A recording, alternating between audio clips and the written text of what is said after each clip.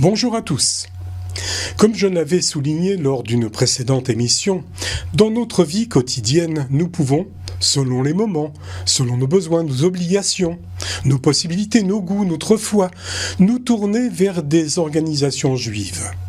Pour ce qui est du cultuel et de la vie juive religieuse, vous irez vers votre synagogue, vers le consistoire. Pour une démarche politique, une représentation des Juifs de France, vous vous orienterez vers le CRIF. Et puis il reste un dernier secteur de compétences, c'est le social. Avec la culture, les écoles, la jeunesse, la vie associative, que l'on attribue en grande partie au FSJU, c'est-à-dire le Fonds social juif unifié. Organisme créé en 1951 pour favoriser la reconstruction de la communauté juive de France après la Shoah, avec un concept inspiré des fédérations américaines. Le FSJU, une organisation connue, surtout sur Paris, dans le Grand Est, Sud-Ouest, Auvergne-Rhône-Alpes, Lyon, Marseille, Nice, mais méconnue sur Cannes. Lionel Seban, président du FSJU Côte d'Azur, bonjour.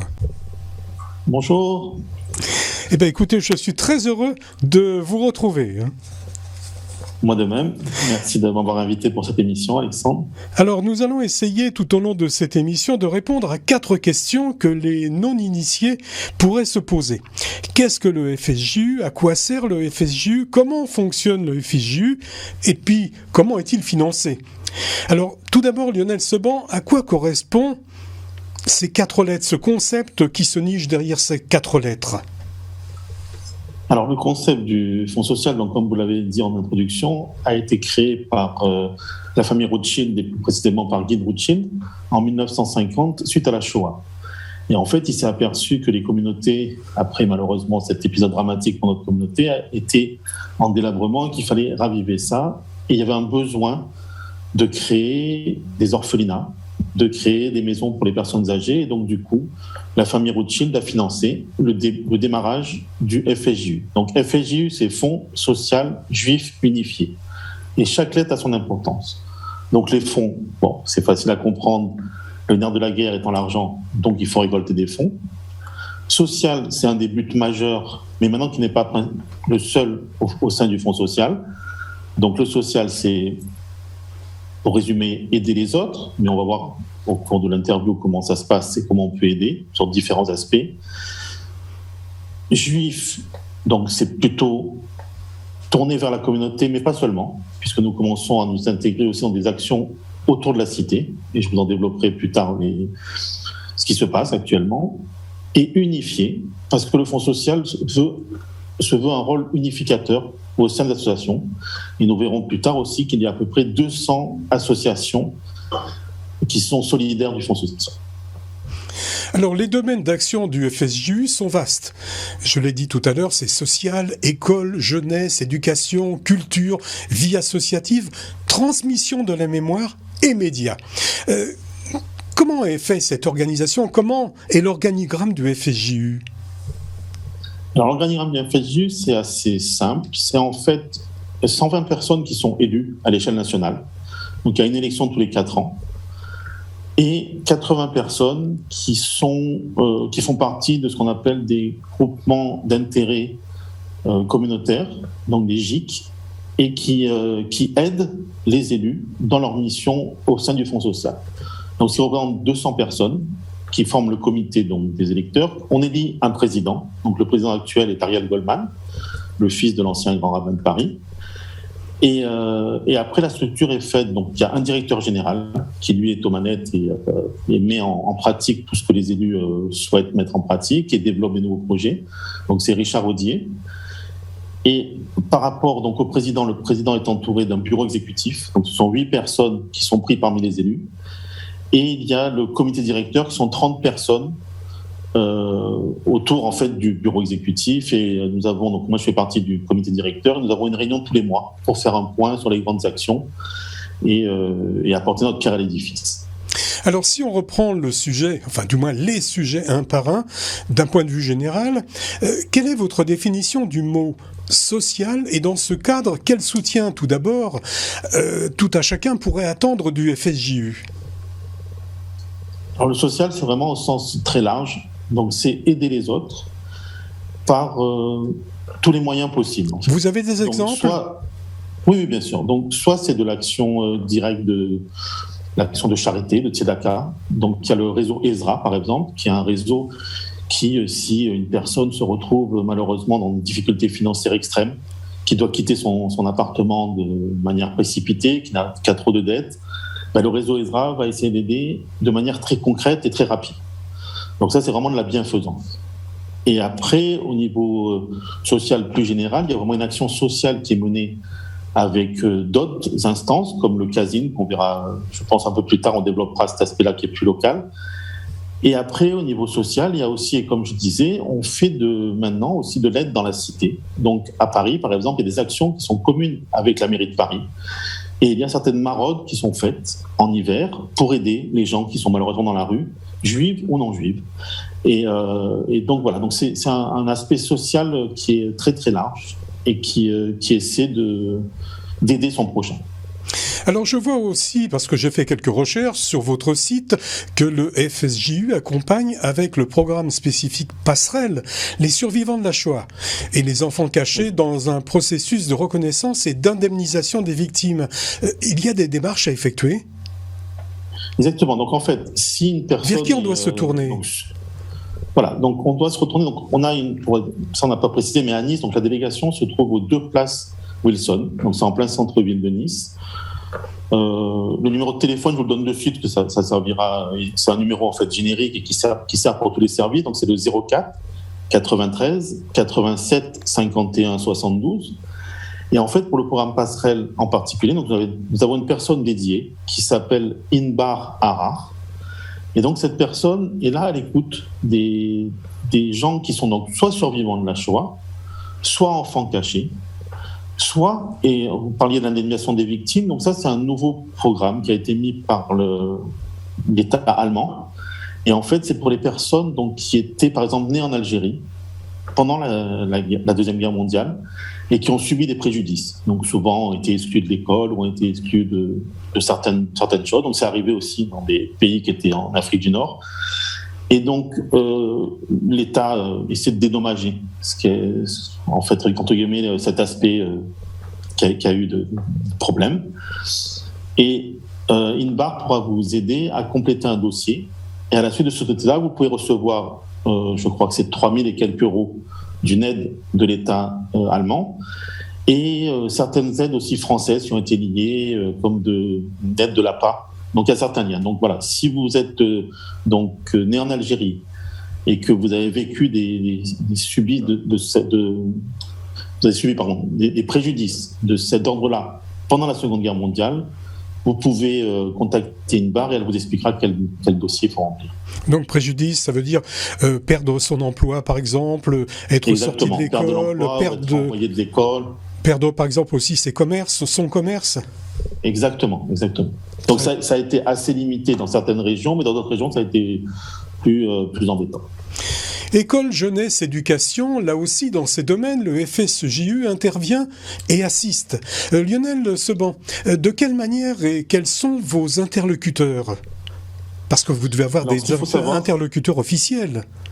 Bien sûr, mais ce qu'il faut savoir, en fait, c'est que le Fonds social a des missions très proches donc, de l'État.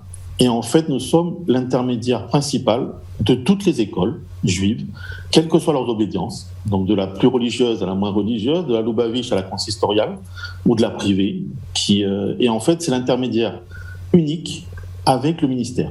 Puisqu'à une époque, les écoles allaient directement demander des choses, des ouvertures de classe, tout ça, c'était un peu, c'était pas organisé.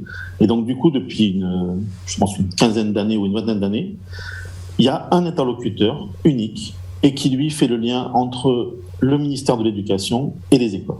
Et toutes les écoles, on va dire à 95%, jouent le jeu.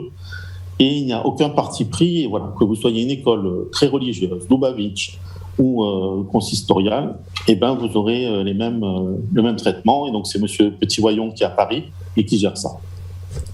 Et après, donc, on a une mission en fait éducative. Et on essaie aussi, par exemple, on a notre grande campagne de Tzedaka qui est à la fin de l'année. Et lors de cette campagne-là, on va dans les écoles et on explique aux enfants, des jeunes, pour les sensibiliser à ce qu'est la Tzedaka, et on leur donne par exemple une petite boîte pour mettre les pièces et leur expliquer à quoi ça va servir, pour essayer d'éduquer les jeunes dès le début à donner à son prochain. Alors toujours dans le domaine de l'éducation, j'ai remarqué un programme spécifique qui s'appelle Noé. Il est destiné à accompagner les individus de 6 à 30 ans, c'est un grand écart, dans un rapport et dans leur propre rapport à l'identité juive. Vous pouvez nous en parler ? Ça me paraît intéressant. Oui, c'est un programme très ambitieux, mais qui est très actif et très concret. Il est dirigé par Philippe Lévy, à Paris. Et Philippe Lévy, juste pour la petite histoire, c'est le monsieur de l'inventeur de la carte jeune. Pour les plus anciens, ils ont connu la carte jeune. Et il travaillait à l'époque au ministère. Et donc, c'est une personne qui est expérimentée à connaître ces problématiques de la jeunesse et qui essaie de mettre toutes ses compétences pour la communauté et au sein du Fonds social. Donc, du coup, il a créé plusieurs choses. Il a créé tout d'abord des partenariats privilégiés avec les mouvements de jeunesse. Donc, parce que, comme vous avez compris, le Fonds social subventionne, on verra aussi après, des associations, mais comme on dit, on subventionne, c'est bien, mais il faut qu'il y ait aussi, on sache où va l'argent et comment est dépensé l'argent. Et donc, du coup, il a fait des contrats, en fait, avec les mouvements de jeunesse pour être sûr que, quand on donne une subvention, elle soit bien utilisée et bien utilisée. Donc ça, c'est une grande partie de Noé. Et la deuxième partie qu'il a créée depuis, ça fait 4 ans, je pense, il a créé un incubateur. Donc en fait, c'est des jeunes, à partir de 15-16 ans jusqu'à 30 ans, qui auraient un projet, principalement lié à la communauté, et qui en fait ont besoin d'un peu de financement pour développer leur projet. Un exemple, par exemple, c'était des étudiants à Strasbourg qui voyaient que Shabbat se retrouvait seul pour le repas du samedi. Et donc, donc ils ont créé une sorte de bourse d'échange entre jeunes pour se dire, là, on va chercher des familles qui peuvent accueillir des jeunes et nous, on va retrouver les étudiants qui sont tous seuls pour Shabbat. Donc c'est des projets qui sont comme ça et c'est vraiment très intéressant parce que les jeunes, du coup, sont impliqués et l'incubateur permet vraiment de faire tout un processus vraiment très sérieux. Et par exemple, avec des pitchs, il faut présenter devant un jury. Et tout ça est fait de manière très, très professionnelle. Toujours sur votre site, on lit que le FSJU organise des séminaires handicap sur les vacances adaptées et en inclusion. Vous pouvez développer ? Je ne connaissais pas du tout. Oui, alors ce qui se passe en fait, c'est que comme je vous expliquais au tout début, il y a ce qu'on appelle donc les GIC. Les GIC sont des groupes de travail spécifiques et donc il y a un GIC qui est le GIC handicap. Dans la communauté, il y a malheureusement des personnes qui ont des handicaps et il faut adapter les offres proposées, par exemple, par le mouvement de jeunesse pour les colonies de vacances aux personnes qui sont handicapées. Parce qu'on n'est pas là pour exclure, malheureusement, quand vous avez un handicap, c'est pas pour ça que vous avez votre vie, on doit arriver à trouver des solutions pour intégrer. Donc, du coup, le fameux GIC handicap s'est réuni dernièrement pour voir comment on peut accueillir dans les colonies dites traditionnelles, des personnes qui sont handicapées. Et donc donc ils sont en train de développer cet aspect-là. Et donc je pense que là il y a eu Covid bien sûr au milieu, donc ça ralentit un peu les choses. Mais dans les prochaines colonies de vacances, je pense qu'il y aura des personnes handicapées qui pourront y participer. Et puis le FSJU, la vie associative, a beaucoup d'importance. Elle favorise la transmission de l'identité avec des programmes culturels et éducatifs. Sous quelle forme se porte votre coopération avec les associations ? Voilà, donc les associations, donc nous avons, comme je vous ai dit, 200 associations fédérées qui sont donc qui sont directement liées au Fonds social et qui reçoivent une subvention par rapport à leur programme, par rapport à leurs besoins. Et donc, du coup, le Fonds social, bien sûr, étudie la qualité de l'association, la qualité des programmes, la qualité de ce qui est fourni.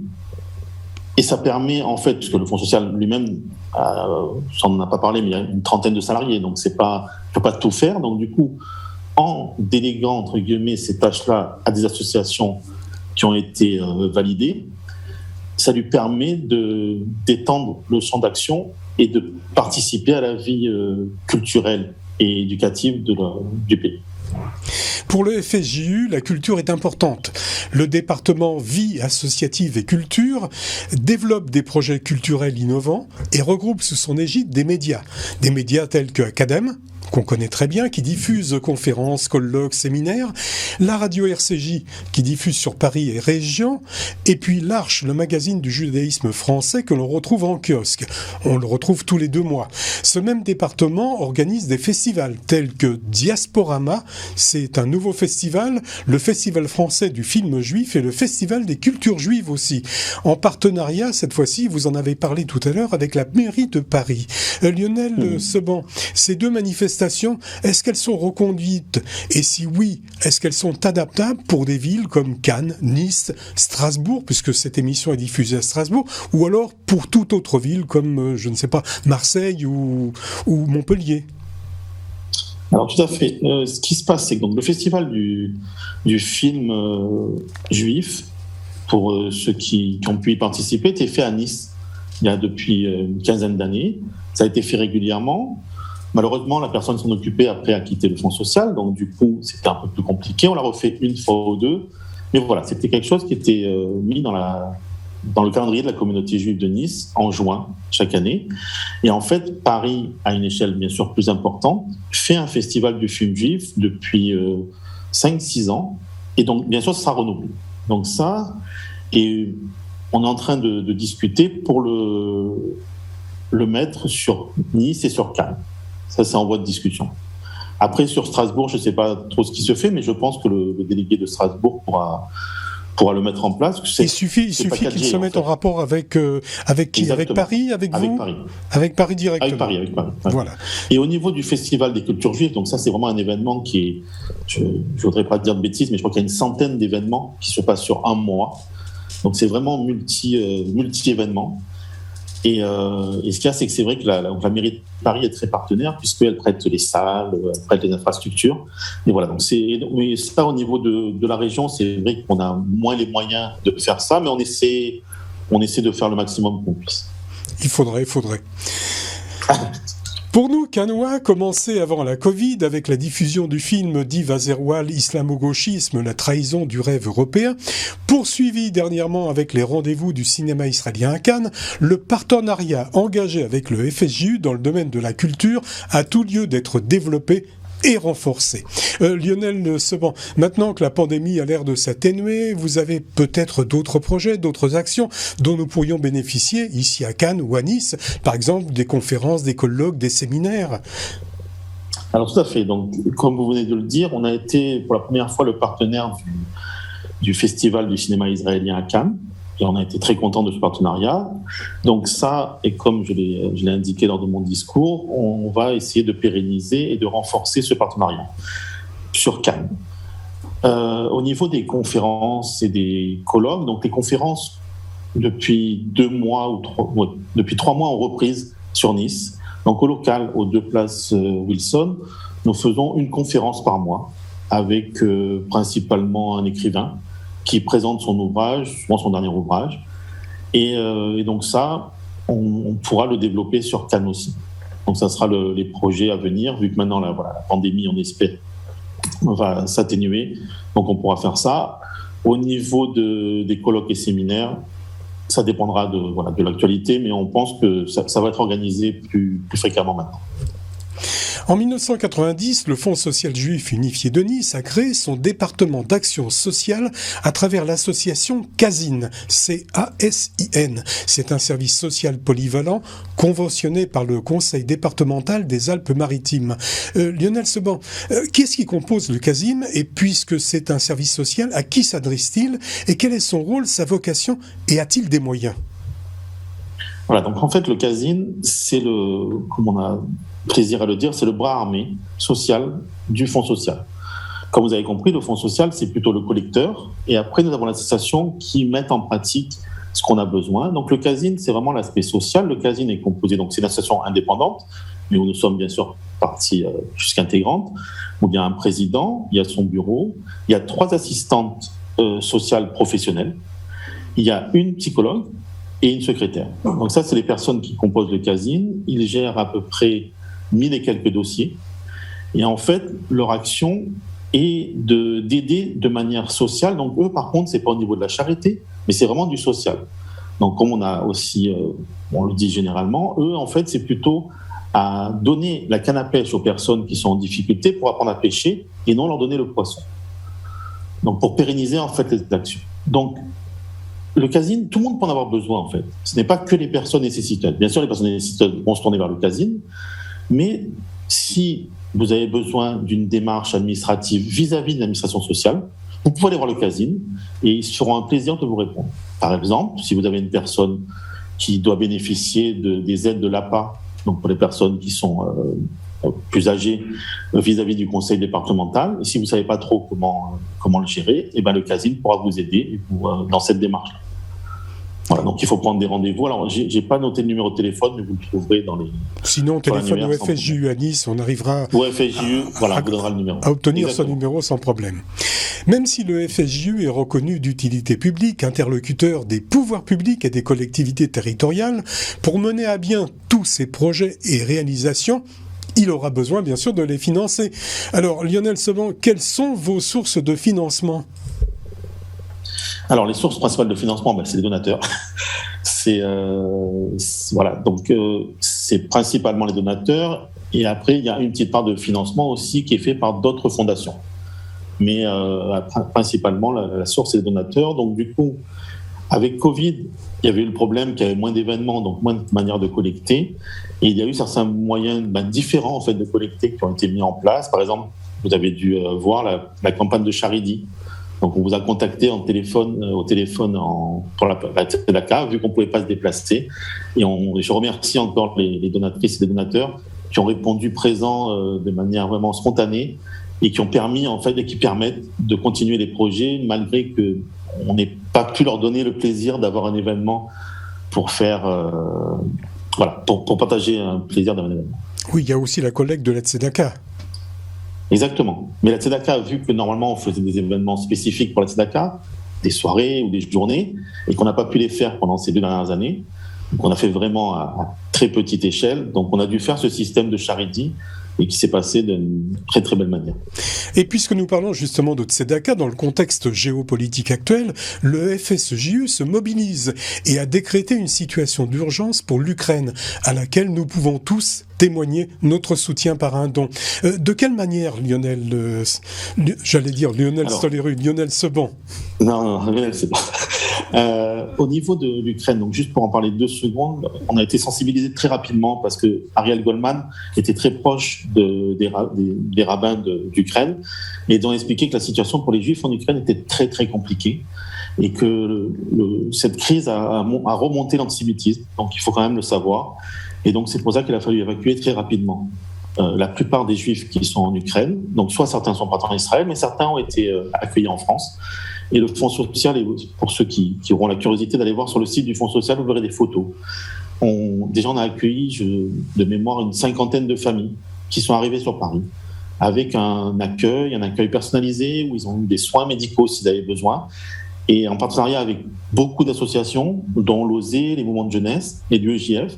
Et par exemple, l'OSE a accueilli ces familles-là dans ces locaux. Donc, c'est très simple. La plupart des dons, vous allez sur don.fsju.org et vous aurez les campagnes de dons actuelles. Donc, soit vous donnez sur une campagne spécifique, soit vous donnez sur la campagne générale. Mais par exemple, pour l'Ukraine, vous allez sur don.fsju.org et vous aurez la campagne pour l'Ukraine. Voilà, ou alors sur le site FSJU Nice, et on retrouve sur la dernière page, il y a les dons et tout ce qui tourne autour de l'Ukraine.